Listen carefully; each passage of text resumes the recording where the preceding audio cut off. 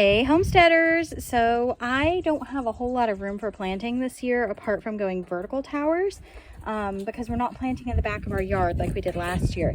So that being said, I am going to plant a pepper tower in my Greenstalks. These are the regular ones with the deeper pockets, not the leaf Greenstalks. And there are my peppers fresh out of the greenhouse, ready to go. As you can see, not all of them germinated. And that's okay, because I have at least one of everything, and that's really what I wanted, is to just try at least one of everything.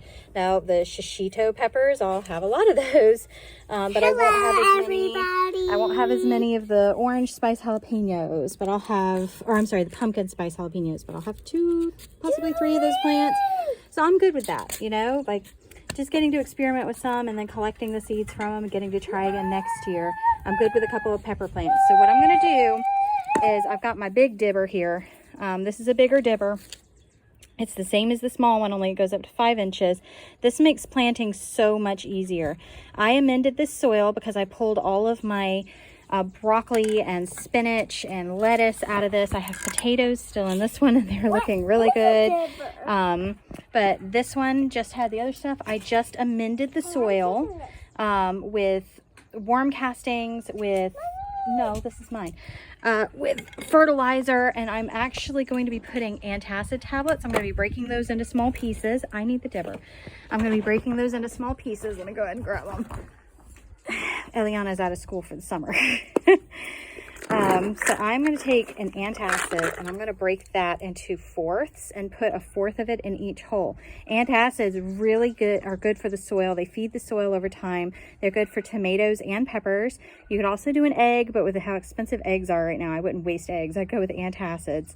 And I'm going to put those in there, and I'll show you something else I'm going to do with this after I'm done getting some things planted. Be back.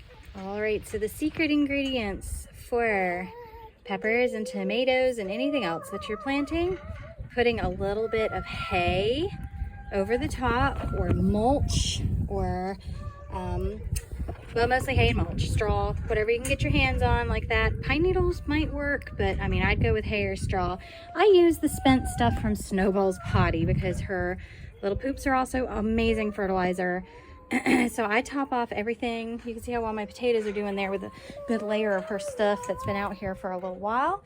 So that'll eventually turn more of the brown color. And I've got my peppers just sticking out of there, but I did one more thing to them to ensure that they're good and healthy. I'll show you. Welcome to Weird. If you were with me last year, you know that this was something I suggested.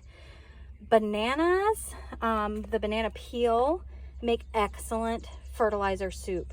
They're free for you to use if you eat a lot of bananas. Throw them into a bucket, throw them into a jar, whatever you've got. Fill it up with water, let it soak for, you could do overnight if you're in a real hurry, but it's better to leave it soaking for about 2 days.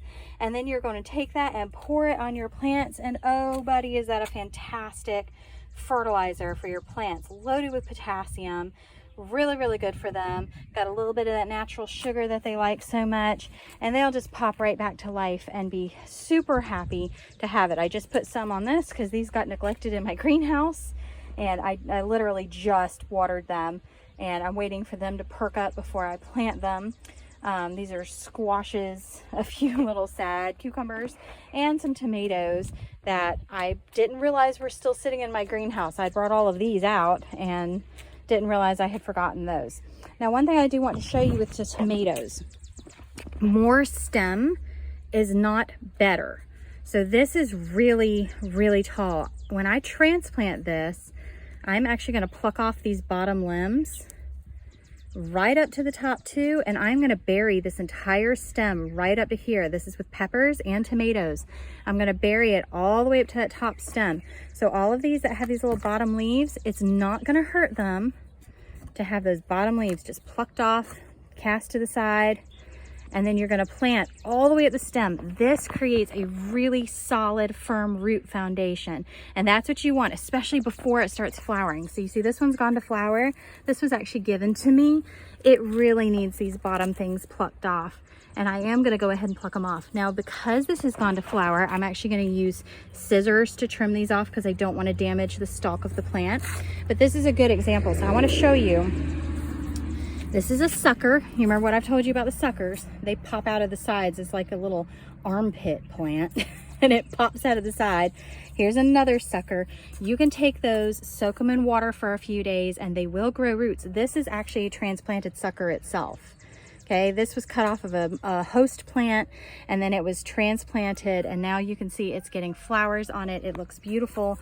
But when I go to plant this, I'm gonna cut everything off up until that first flowering mark. So I'm going to cut off this branch, I'm going to cut off this branch, I'm going to cut off this one. I'm going to cut off everything below that flowering line because I want it to focus on those fruits and not on all of this energy sucking foliage down at the bottom. And especially this, that's why they're called suckers. This will suck energy out of the plant because it can become its own plant. So I am going to actually cut that off and soak it and try and get more of this particular plant because it was a gift and it's one that I have never collected seeds from, and I want to make sure that I have plenty of these. So I'm going to cut off and soak these suckers and try and plant more of it.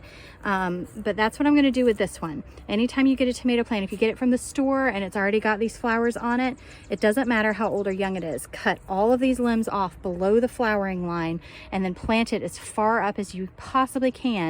Don't let any of the leaves touch the ground. So on this, because it's already got flowers and leaves, I'm not going to plant this to where it'll touch the ground. I'll plant it just below, and then I'll let it go ahead and go to town doing its reproduction process and giving me lots of fruit off of it. So I hope that's helpful for anybody who's starting out with tomatoes and peppers. I'm sorry about the wind. We're about to get some rain. You can see with this one, I've already been plucking along and along. It's got these unhealthy little guys down here at the bottom. So I'm gonna pluck and pluck and pluck. And then I'm gonna plant it all the way up to here. I don't care if it's almost a foot tall. I'm gonna plant it all the way up to here because I have no flower line yet.